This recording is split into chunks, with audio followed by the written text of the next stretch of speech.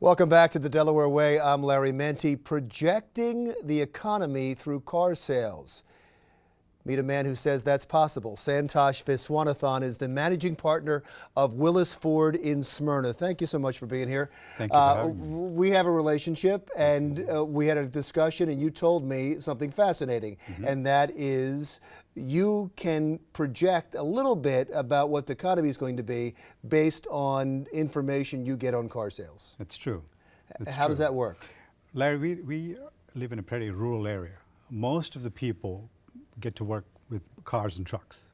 There's no mass transportation as there in the city areas.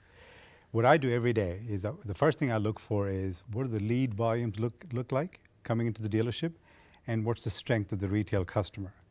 So one of the things I do is look for the consumer sentiment. How does the customer feel every day?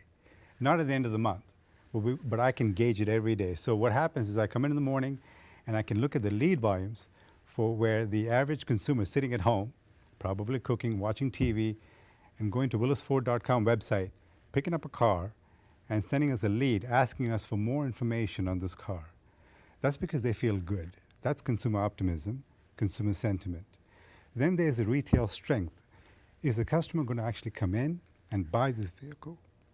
And it costs money. You know, we sell cars from $10,000 on up to $72,000 to $80,000.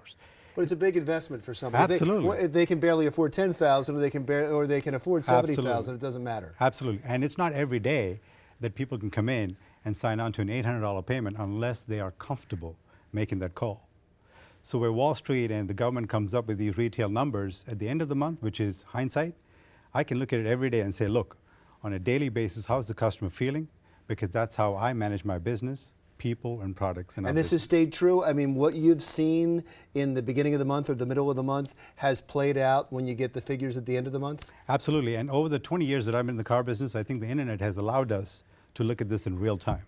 Because when consumers send in a lead asking for more information the night before, I get that reading first thing in the morning. Because that's the first thing I look at.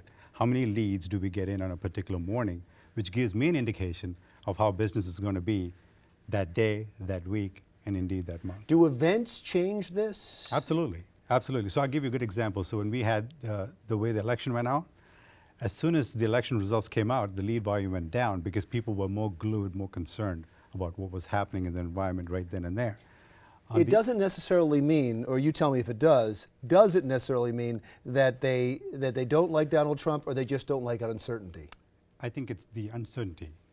I don't think it's any one particular, it's the fact that something in the ecosystem has changed that kind of makes people pull back and revisit everything once they're more comfortable. So that takes maybe a day, 2, 3, sometimes longer, depending on what's going on. It's fascinating to me because you're saying that the consumer confidence based on what you're seeing in your numbers has gone down.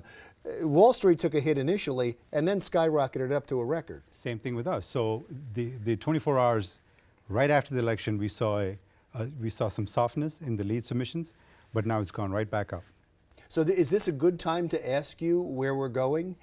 Because there's just been a volatile event and things might have been thrown off a little bit. Can you get a feeling about consumer confidence right now? I can tell you that based on what I'm seeing today in the past 2-3 months, I think the online retailers and the bricks and mortar retailers are going to have a good Christmas selling season.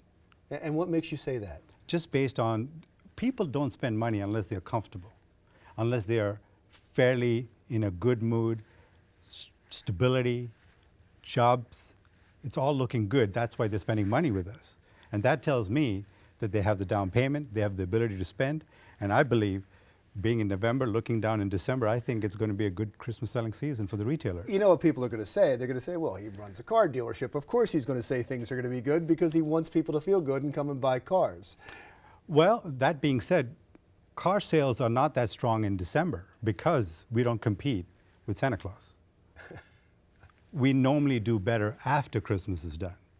So I would say to you and to your listeners that when I refer to retailers, I mean your normal mall retailers, department stores, that kind of thing. I see. So that's where the strength will be in the market, and not necessarily with car dealerships? Not during the first 2-3 weeks of December. We are generally not competing with Santa Claus.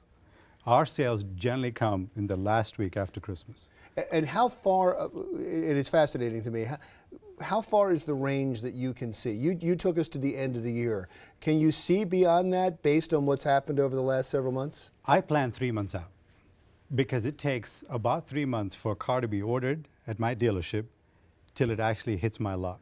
So if I see what I'm seeing now, where the interest is strong, I'm ordering more cars to hit my lots in January, February, March timeframe, which is what I've done. Have you ever been wrong on this?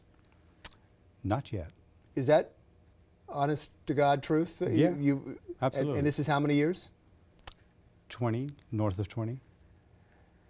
So we have to have you back. We'll Absolutely. have to have you back at the end of December, especially if you're right. Sir, thank you so much. I appreciate it. Thank you for having me. Santosh Viswanathan, predicting a good Christmas for retailers, managing partner of Willis Ford in Smyrna. When we come back, we're going to talk about a new relationship between Delaware libraries and the Hispanic community when the Delaware Way continues.